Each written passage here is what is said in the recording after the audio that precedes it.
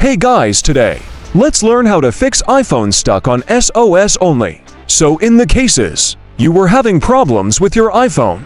It is currently stuck on SOS only. In this video tutorial, I'm gonna teach you guys how to fix this, step by step.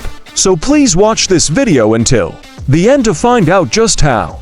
Alright guys, so the best fix that we can actually do in order for us to solve this issue is to perform a quick reboot of our devices. How do you do a quick reboot? All we need to do is suppress and then quickly release the volume up buttons of your device. It's gonna be located on the left-hand side of the device.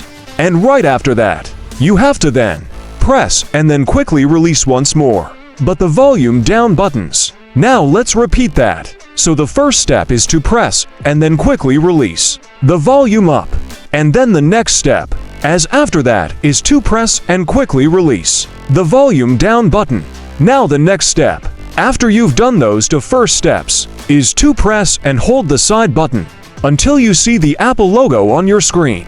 So the side button is gonna be located on the right-hand side of your device. So right after you did the procedures with the volume up, volume down, the next is to do a press and then hold on the side or power button, which is gonna be located on the right-hand side of your device until you see the Apple logo.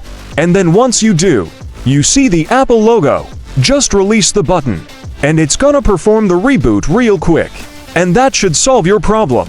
Thank you guys for watching this video. Please like this video and subscribe as all of you guys learned something. And I'll see you guys on the next video.